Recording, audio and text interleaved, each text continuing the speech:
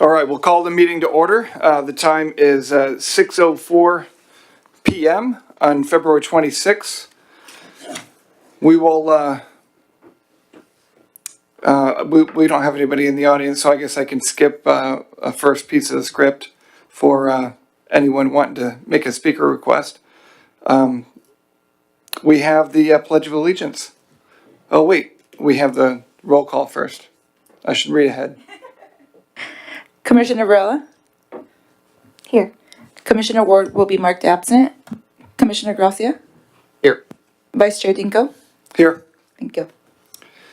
And tonight, the Pledge of Allegiance will be led by Commissioner Garcia. Still remember it, right? Pledge allegiance to the flag of the United States of America and to the republic for which it stands, one nation, under God, indivisible, with liberty and justice for all.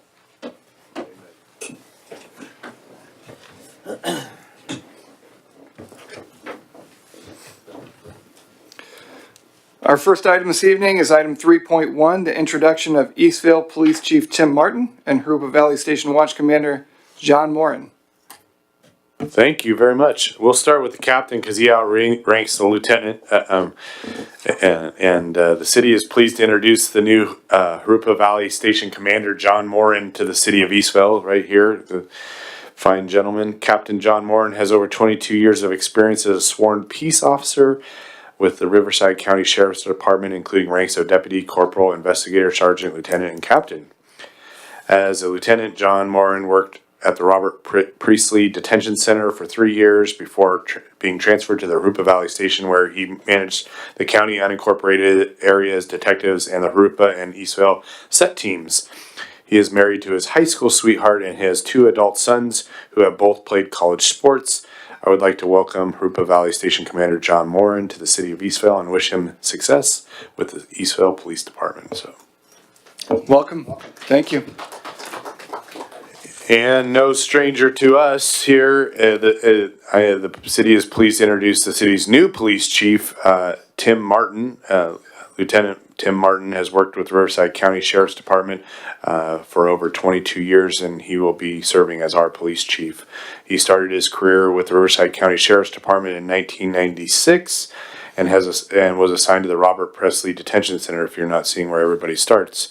In 1999, he was sent to patrol and worked a variety of assignments as deputy, including patrol operations and deputy of the Moreno Valley Police Department Special Enforcement Team. In 2006, he was promoted to investigator and transferred to the Sheriff's Department Professional Standards Bureau, Internal Affairs, which you don't want involved. In 2007, that means you're not doing something right.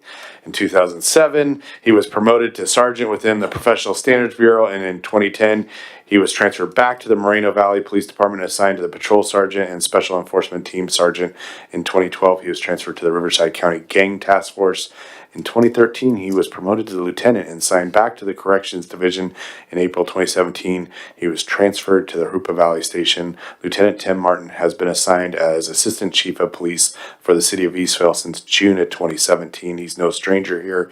Lieutenant Martin has a Bachelor's of Science degree in Criminal Justice Administration, and I would like to congratulate Eastvale Police Chief Tim Martin and wish him continued success with the Eastvale Police Department. And as of today, he just led teams in 3 grow house busts today. So, 3, 2. Well, we're on 4. Oh, we're on our 4th one. So, All right. It might be 5 before we're over. Maybe. do I hear 5? Do I hear 6? Right? It's half price. But you can sell it on our street, huh? No, you can't. If anybody's listening out there, you know. Tim Martin worked tirelessly on our homicide last November and helped bring closure to that case with the Central Homicide Unit, and kept us abreast of all the changes and keeping our communications team and myself and City Council aware of all the things that we try to keep you guys involved as well as we could. It was a lot of it was very confidential, and there was one other big thing that you did. It was the homicide, and then there was, what was the other one that you closed the case on? I can't think of it. He does so many of them. They all are blur. So he's a busy man. But we're really happy to have Tim Martin as our police chief and help lead our police department here at the city of Eastville. So with that, I will turn it back to you, Chair. Thank you. And Lieutenant Martin, with in terms of area of responsibility, are you covering Norco and Hoopa Valley now? Strictly the Eastville Police Chief. Awesome. Fantastic. Thank you. We don't share them. Anymore. Maybe 0.03, but Yeah. the other 0.97 we don't. Next up is item 3.2, code enforcement update, provided by Officer Morales Moreno. Good evening, Commissioners, city staff, and members of the public. The Community Enhancement and Safety Department update reflects the period from December 18, 2018 through February 26, 2019. It includes code enforcement activities such as street sweeping enforcement, code enforcement cases, signs, and staff updates. For this period, we removed a total of 864 signs. Our street sweeping enforcement officers cited total sites were 2,115. We have responded to over 100 cases, and we have received 9 concerns regarding street sweeping vendors. We have no staff updates at this time. Lastly, we would like to send a warm invitation to the public safety commissioners on a ride-along. If you wish to take a ride-along, please let us know. We can coordinate that. And this concludes my update. If I have any, I'll be followed by any questions, if any. Thank you. Thank you. Do you have any questions? No. Thank you very much. Thank you. Next up is item 3.3, the monthly fire department update, provided by Chief Jeff Tovar. Oh, Good evening. Richard Tart. Oh, I apologize. Oh, that's, Oh, that's all right. I'll take the blame. That's all right. I called it. well, our calls of service have kind of increased slightly for Station 27. We're at 152 because we do run that regional and integrated cooperative fire services. We do have Station 17, which is Hoopa. That came in approximately 20 times into the city for assistance, and so did 16 at 34 times because they're down the street on Limonite. That's going to be the Pedley Fire Station. Station 31 ran 99 calls, slight increase from the 78 we had prior to. We participated in about 16 station tours with about 32 station contacts, with the Hamner Station being the busiest for the public, you know, since it's the most visible. And that's it. That's all I got. Excellent. Any questions? On the numbers, are the calls for service pretty close between the two stations? Chandler tends to be a little slower, Station 31, because it's further to the east. Yeah. But they tend to get more calls in 27's area Okay. and on the north side, since there's more building going on the north side, and the density of, though you have a 3,400 square foot house, there's not 3 people living there. It Yeah. tends to be a little more, sometimes 7, 8. So we get a lot of elderly calls I see. on the north side. Thank you. All right, next up. We have item 3.4, monthly police department update provided by Sergeant Brian Gutierrez. Thank you. Good evening, Commissioners. Tonight I'll be going over the Uniform Crime Report numbers for 2017 and 2018, as well as other specific crimes that we stat for the city. For the category of homicide, in 2017 we had 0, in 2018 we had 1, which was increased by 1. For the category of rape, we had 0 in 2017, and we had 5 in the year of 2018 with the increase of 5. For robbery, we had 23 in 2017, and in 2018 we had 27, which was a 17% increase. Aggravated assault, we had 30 in 2017, and in 2018 we had 27, which was a 10% decrease.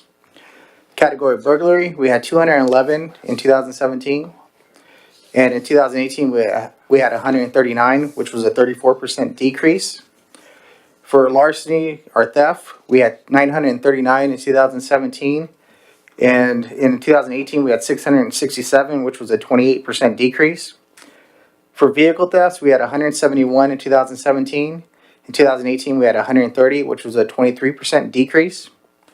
For arson, we had 2 reported in 2017, and in 2018, we had 0, which was a decrease of 2. Mail theft, in 2017, we had 303, and in 2018, we had 72 reported, which was a 76% decrease. Street racing, in 2017, we had 103. In 2018, we had 116, which was a 12% increase. Total traffic sites written, in 2017, we had 5,191. In 2018, we had 3,299, which was a 36% decrease. Parking sites, we had 4,654 written in 2017. And in 2018, we had 2,643, which was a 43% decrease. Traffic collisions involving injuries, in 2017, we had 138. In 2018, we had 215, which was a 55% increase. Non-injury traffic collisions, in 2017, we had 648. And in 2018, we had 730, which was a 12% increase. Felony arrest in 2017, we had 135. And in 2018, we had 166, which was a 22% increase. Misdemeanor arrest in 2017, we had 270. In 2018, we had 383, which was a 41% increase. Total Part 1 crimes, which was the UCR crimes that reported in 2017, we had 1,426. And in 2018, we had 996, which was a 30% decrease. Total calls for service in the year of 2017, we had 32,295. And in 2018, we had 28,383, which was a 9% decrease. And those are the numbers. I'm available for any questions if you have any. Do you have any questions? No, I don't have any questions. No questions this time. Thank you. Okay. Moving right along, we're going to be moving up to the consent calendar, 4.1 to 4.6. All matters on the consent calendar are considered routine and are to be approved with one motion unless a commissioner, staff member, or a member of the public requests separate action on a specific item. Do we have any staff members that has to pull? No, sir. And we don't have any member of the public either, right? No, sir. Do either one of my commissioners want an item pulled from the calendar for discussion? Yeah. So we will need a motion to pass the consent calendar and not pull any items. All motion. Second? Second. Commissioner Rella? Commissioner Gracia? Aye. Vice Chair Dinko? Aye. Motion passes 3-0.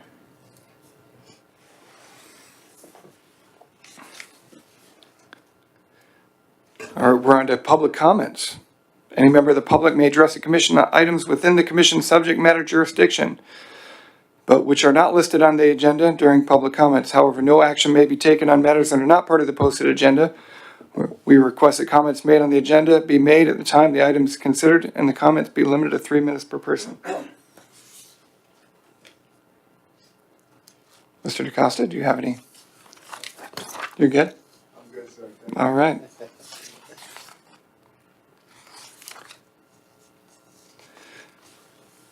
So I'm assuming no one else, we're not expecting anybody else and no request? I haven't received anything. All right.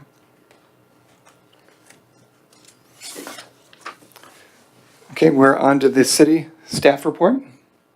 And I'd first like to start off by saying we had a great collaboration between the Eastville Police Department and our Public Works Engineering team last week.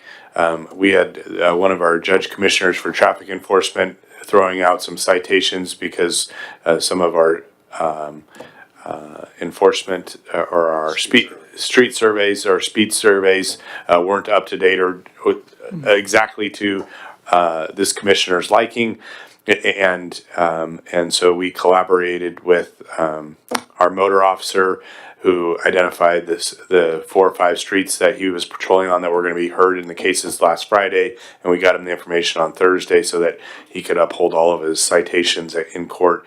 And the commissioner responded that it was very nice to see us respond so quickly to that. And so I want to thank Joe Inderwan and his team for being so responsive in a 2-day turnaround to get those. And then we're doing a comprehensive evaluation of all of our roadways so that there is no chance of any tickets or citations being thrown out at court. And we have the trust and credibility of our traffic commissioners at all times with our law enforcement. So we don't want to create any extra work or unnecessary work, or let the rumor mill know that it's easy to challenge an Eastvale citation. So we're taking care of business, and we're excited about that.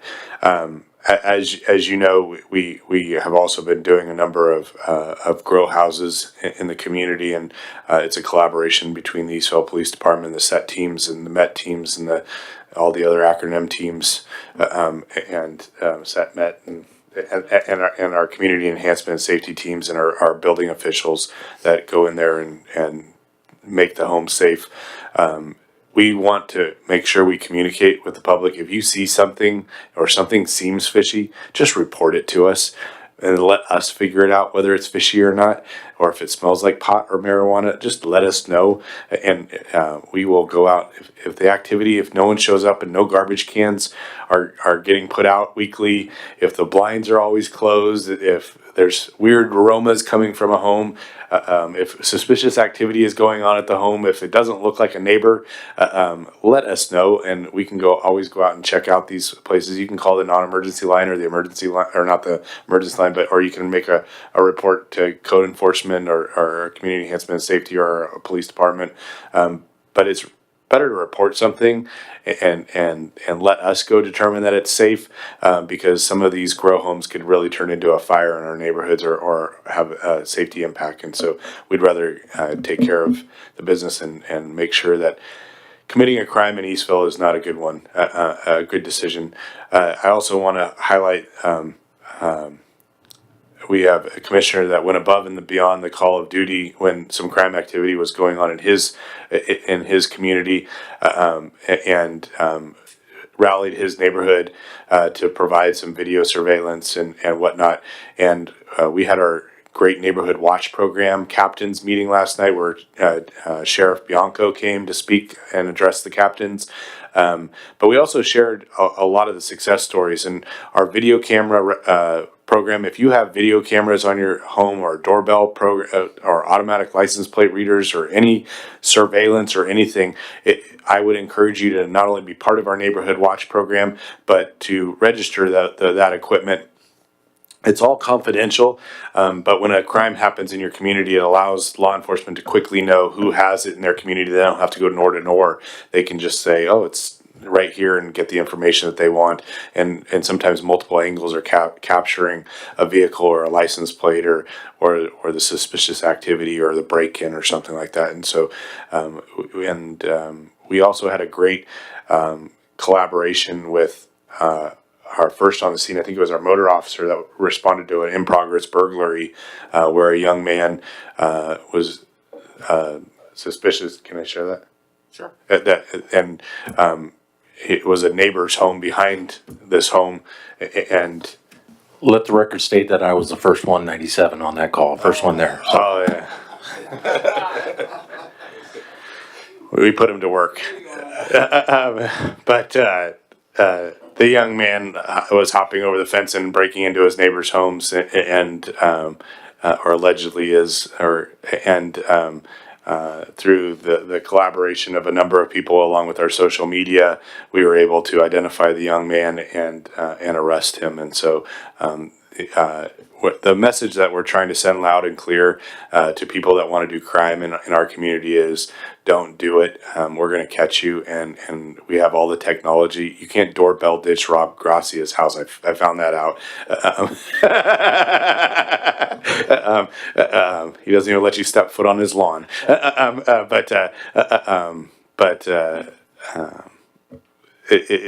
We are, as we are advancing our technology, we're being smarter about catching our criminals in our community. We're really proud of that. This last week, we just put our ALPR cameras on our mobile units or on our mobile cars. Patrol units, 6 patrol units, and then next month we'll be putting them on the fixed locations throughout the community. And so we're really excited about having that technology to help also solve crimes and as well as do some detective work and also some proactive, preventative alert of known criminals or vehicles that have been involved in crimes that are in our community. So it'll help us retrieve stolen vehicles or stolen license plates. And that's what a lot of people are doing when they're coming into our communities. They put a stolen license plate on it, but it'll let us know, hey, a stolen license plate just came in your community. So it'll make us aware of something. So a lot of good technology. Are those fully operational, the ones on the units? Are They will be in the next week and a half or 2 weeks. And so we're not going to announce when they're live, but it will be in the next week and a half or 2 weeks. There's a little training and software that needs to go on, but we're anticipating all shifts will be fully aware of that within about next week or so. Perfect. So we're pretty excited about that. That's about a $750,000 investment in public safety from our city council, and so we're really excited about that. And in the next week or so, we'll be sharing a lot of public safety investments that our community has been making in the city of Eastville. And so there'll be a laundry list of what we've been doing to advance our technology and our resources and our efforts to keep our community as safe as possible. Also, a keynote and factor, we have a lot of people in our community that associate homelessness with crime in our community, and we have a lot of accusations that we have a lot of homelessness in our community, living in our community. And about 2 or 3 weeks ago, we participated in the annual PIT point in time count, and we looked at every nook and cranny throughout the city of Eastville, and we were not able to locate anyone that was living homeless in our community. They exist around our community, but they do not list within our city boundaries. And so they were out from 5 a.m. or 4:30 or 5 a.m. till about 10 a.m.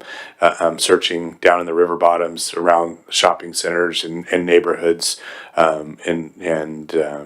We had the collaboration between the sheriff's department and the fire department to help us with that effort, along with a number of city staff that participated. So I think there were about 20, 25 people, and 2 council members I think also participated, the mayor and council member Yao. So we had a great turnout, and we do have people that transient through our community, but that's why we have the no panhandling signs that are suggested. It's okay to say no to panhandling, because if you don't support them, they don't come here. But we also have our great resources of our homeless outreach team. Should we have homeless people in our community that need assistance, we have the resources at our ready disposal to help anybody that is in need of shelter or services.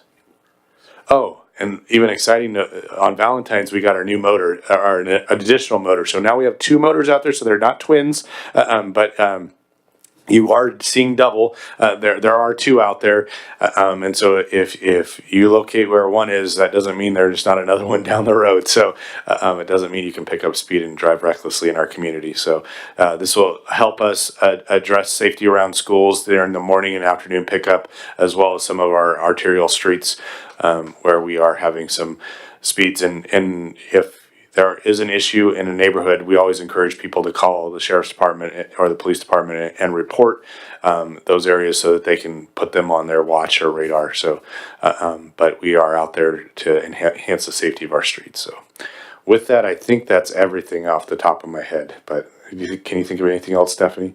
Okay. Did I forget anything, Maria? I don't think so. Okay. Well, there's a lot. I appreciate the update on the automatic license plate readers. I was curious and excited to hear about when the installation was going to be finalized. So it's nice to know that they're going to be in the cars over the next 2 weeks. And if we're able to get the fixed positions done in a month, that's like record pace, really, from the beginning of the project to getting them live is really, really fast. So I'm impressed and I'm very excited about it.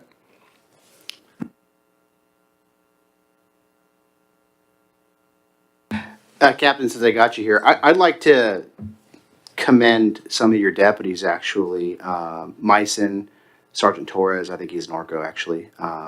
Deputy Morales and Harrington.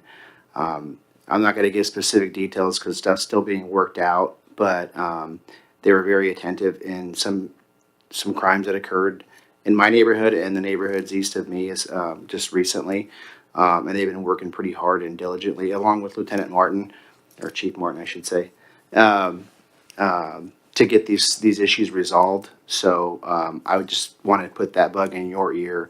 I would like to eventually formally commend the deputies involved for the hard work they're doing in Eastvale. So just wanted you to know that. Thank you very much. I want to let you know that Tim is always in my ear, trying to get the best deputies we have for Eastvale, and I'm committed to making sure that happens. Great, yeah, and they're out there working and very professional and nothing but good things to say about the deputies working here. So I want to just give you a few names off the top of my head that are doing great work.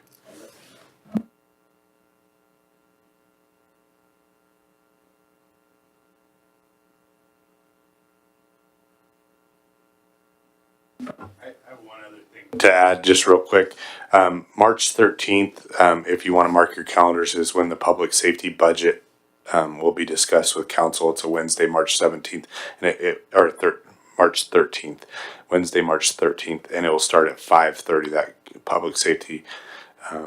Tomorrow night we have everything else in the budget besides public safety. So, and that starts at 5 p.m. So, and the community satisfaction study will also be presented to council tomorrow night. And once it's presented to council, we'll also bring it back and share it with public safety and planning commission. But we wanted to reveal it to them first so that they get to see the results first of their study that they asked to be done. So, but we will share it with you guys at the next, if we can add that on, Stephanie, to both planning commission and public safety commission, and we can share that with them. The data is incredible. We only need about 200 or 300 people to have a scientific polling of our residents, and we said, well, you know what, let's just do 1,000. We have a 2.8% margin of error, or whatever I think it is, so it's pretty accurate. And to get 1,000 people to participate, you need to send out more than 1,000. But the response rate from the city of Eastvale, we almost had 1,200 people participating in the community satisfaction study, which is a phenomenal. Like the scientific smart people that were conducting this said, we've never seen a city respond this favorable to a survey study being done in their community. So that's a testament to our residents in Eastvale. So we're real excited about that.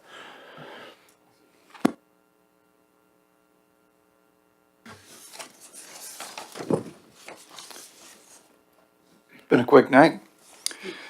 Right now, we have, do we have any future agenda items from the commissioners? None that I have yet. Are there any topics you guys want us to bring back to you, or any issues, or anything? You know, actually, we went crime, can we get like I know it's everywhere in the city, but just a visual representation of maybe where all these different, because I know there's a lot of crews out there that are doing these vehicle thefts in the different neighborhoods. Is there any way we can get, I know there's anything from the crime analyst showing where it's kind of hot right now and more specific details on those? Yeah, we can give you one. We do 72-hour snapshots, which are Okay. 3-day snapshots with showing all the crimes. And I can narrow it down just to Yeah, that'd be 459 vehicles if you want. Yeah, that'd be great. Yeah, we'll produce something next Okay, meeting. cool. So, Thank you.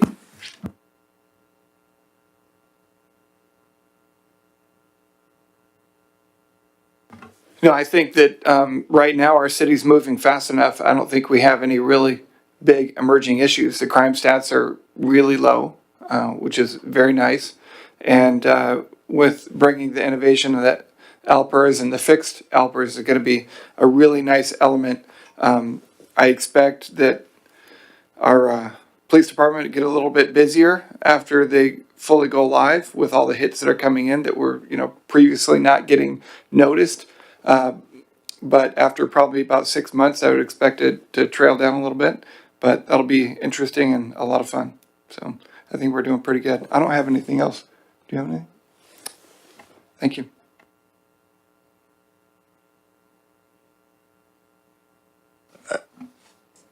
I also wanted to share that Chair Sean Perella resigned this morning from the commission, and so we'll be working with Councilmember Tesari to replace him on the position. But you might have seen an email from him this morning. So, Right. so we thank him for his service on the Public Safety Commission, and we appreciate you stepping in on a moment's notice as vice chairman. So thank you. Well, speaking of former public safety commissioners, I just want to recognize former Chair Christian DaCosta. Thank you for coming down tonight. It's good to see you. You had a lot of years working on the commission. How many did you have? 4 years. 4 years, that's a lot. Well, thank you publicly for everything you've done. I've told you privately, but thank you. All right, so the next meeting for the Public Safety Commission is scheduled for Tuesday, March 26th at 6 p.m.